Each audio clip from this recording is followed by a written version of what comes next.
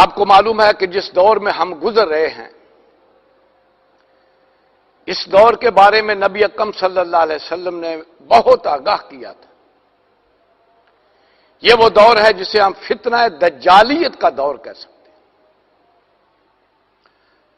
وہ دجال تو جو ہوگا اپنی حیثیت میں وہ کب آئے گا، کب وہ ظہور ہوگا، لیکن وہ فتنہ اس وقت پوری دنیا کو لپیٹ میں لیے۔ دجل کہتے ہیں فریب کو۔ ہوگا کیا؟ جو اصل حقائق ہیں ان سے انسان کی نظر کوتاہ ہو جائے گی، وہ اس کے سامنے نہیں رہیں گے، اور جو فریب ہے وہ اصل نظر آئے گا اور انسان اسی فریب ہی کا دیوانہ ہو جائے۔ چنانچہ نبی اکرم صلی اللہ علیہ وسلم کے فرمودات میں جو اس کی علامات آئی ہیں اس میں یہ آئی ہے کہ وہ ایسا فتنہ ہوگا کہ انسان صبح کو مومن ہوگا، شام کو کافر ہو جائے گا، شام کو اگر مومن ہے صبح تک کافر ہو جائے گا۔ وہ اپنے ایمان کو چند ٹکوں میں بیچ دے گا، دنیا کے تھوڑے سے اسباب کے لیے، دنیا کی تھوڑی سی جو اللہ تعالیٰ نے پیدا کی ہے انسان کی استعمال کی چیزیں، یہ برتنے کا سامان چند دن کا، اس کی اتنی قدر پیدا ہو جائے گی کہ انسان جو ہے اس کے بدلے میں اپنا ایمان بیچ دے۔ اور ساتھ آتا ہے پوری قوم میں ایک فرد ہی نہیں، پوری قومیں اپنی عزت بیچ دیں گی چند ٹکوں کے بعد، کہ اللہ کی حیثیت نہیں رہی، کائنات کی قدر پیدا ہو گئی، اس پر یقین آ گیا ہے کہ جس کے پاس بھی ہے وہ سب کچھ کر گزرنے والا ہے، کوئی چیز رکاوٹ بننے والی نہیں۔ ہاں، اللہ کی کوئی حیثیت ہی نہیں ہے۔ اور آپ کو معلوم ہے انسان کی فطرت میں ہے، جس کو بھی وہ سمجھتا ہے یہ مجھے میری امیدیں پوری کرنے والا ہے اور یہ ہے جس سے مجھے خوف ہے، یا سادے الفاظ میں جسے بھی مانتا ہے یہ میرا حاجت روا ہے اور یہ میرا مشکل کشا ہے، لازم اس کے در پہ جاتا ہے، لازم اس کی فرما برداری اختیار کرتا ہے۔ تو یہی وجہ ہے آج ہمیں الا ماشاءاللہ انفرادی طور پر بھی وہ اللہ پر یقین نہیں ہے، اس لیے اس کے در پہ نہیں آتے، اس سے کوئی امید نہیں ہے، اس کا کوئی ڈر نہیں۔ اور جس کے پاس اسباب ہیں، جس کے پاس جو چند چیزیں جو ہیں اللہ تعالیٰ نے جو پیدا کی ہیں اس پر اس کی دسترس ہے، اس سے ہمیں ڈر بھی لگتا ہے اور اسی سے ساری امید ہے۔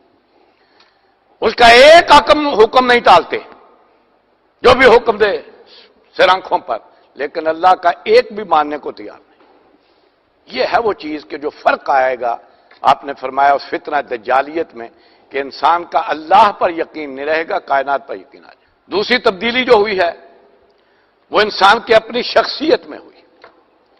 انسان کو اللہ نے اشرف المخلوقات بنایا، اپنی مخلوقات میں سے سب سے اونچے درجے کی، لیکن اس کی بنیاد کیا ہے؟ وہ آپ کو معلوم ہے روح ربانی، جو اللہ تعالیٰ نے اس انسان کو عطا کی ہے اور اس میں پھونکی ہے۔ لیکن آج ہمیں یقین ہی نہیں ہے کہ ہمارے اندر وہ روح ہے کہ نہیں، ہمیں اس کی کوئی فکر ہی نہیں ہے۔ وہ ہم جان لیجئے انسان کا پورا تشخص روحانی ہے، اسے بھی اسی طرح غذا کی ضرورت ہے، اسے بھی اسی طرح تزکیے کی ضرورت ہے، اسے بھی اسی طرح قوت کی ضرورت ہے، جس طرح اس جسم کو ضرورت ہے کہ اس کا بھی تزکیہ کیا جائے، اس کو صاف ستھرا رکھا جائے، اس کو غذا پہنچائی جائے، اسے بھی قوت دی جائے، اسی طرح اس کی بھی پوری ریکوائرمنٹ۔ وہ نورانی ہے اور اس کی غذا بھی نورانی ہے، اور وہ ہے جو یہ قرآن مجید اللہ نے اپنا کلام جو ہے اس کی غذا کے لیے نازل کیا، لیکن ہمیں اس سے کوئی سروکار ہی نہیں ہے، کہ اس سے کوئی تعلق ہی نہیں ہے کہ اس کو سمجھ کر پڑھیں کہ وہ ہماری غذو کے لیے، ہماری روح کے لیے غذا بن سکے، اس میں یقین پیدا کر سکے کہ اس کائنات کا اصل مالک اللہ ہے، اس سے ہمیں جوڑ سکے، اس لیے اس سے تعلق نہیں ہے۔ اور یہ جسد خاک سے بنا ہے اور خاک سے جتنی چیزیں نکلتی ہیں ان کی قدر ہے، اس لیے ہم نے انسان کو بھی یہ خاکی بشر کے طور پر صرف مانا ہوا ہے۔ اور آپ کو معلوم ہے کہ ساری فکر اسی کی ہے، اس کو اچھا لباس ملے، اچھی غذا ملے، اس کی آسائش کے لیے، اس کے آرام کے لیے بہترین جو ہے وہ جگہ موجود ہو، یہ ہے جس کے لیے ہم پوری اپنی زندگی کی قوتیں لگا رہے ہیں، پورا وقت جو ہے اس کے لیے گزر رہا ہے، اور وہ اس روح کی کوئی فکر نہیں ہے اندر ہے بھی کہ نہیں ہے۔ یا اسے بھی کوئی غذا پہنچانے کی ضرورت ہے؟ حالانکہ وہ کبھی ہوگی تو اللہ کی طرف لے جائے گی، اور یہ کبھی ہوگا تو زمین کی طرف انسان کو لے جائے گا، کیوں؟ اس کی ساری ضرورتیں زمین ہی سے پوری ہوتی۔ یہ ہے جو فرق آ گیا ہے کہ اس روح کی ہمیں جو ہے کوئی احساس ہی نہیں ہے کہ وہ بھی ہمارے اندر موجود ہے، اس کو بھی غذا چاہیے، اس کی بھی نورشمنٹ چاہیے، اس کے لیے بھی کوئی تزکیہ کا سامان چاہیے، نہیں، اس کی کوئی قدر ہی نہیں ہے، بلکہ روحانیت سے ویسے ہی الرجی ہو رہی ہے، کیونکہ مادہ پرستی کا اتنا جو ہے غلبہ ہو گیا کہ روح کی طرف جو ہے رجحان ہی نہیں کہ اس کی طرف بھی کوئی چیز ہے۔ تیسری چیز جو ہے، اسی کے نتیجے میں فرق کیا پڑے گا؟ اسی کا نتیجہ ہے کہ وہ آخرت ذہنوں میں نہیں رہی، صرف زبان سے کہتے ہیں کہ اصل زندگی تو آخرت کی زندگی، وہ زندگی ہے جو ابدی ہے، کبھی ختم نہیں ہونے والی، لیکن اس کی کوئی فکر نہیں ہے،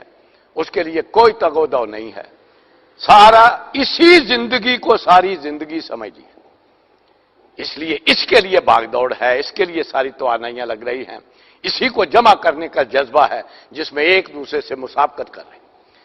اور اسی میں مقابلہ ہو رہا ہے، کون آگے بڑھ رہا ہے، کس کی زیادہ جائیداد ہو گئی ہے، کس نے زیادہ یہاں وسائل حاصل کر لیے ہیں، اسی کے لیے پوری زندگی لگ رہی ہے، حالانکہ زبان سے کہتے ہیں جی اصل زندگی تو آخرت کی زندگی،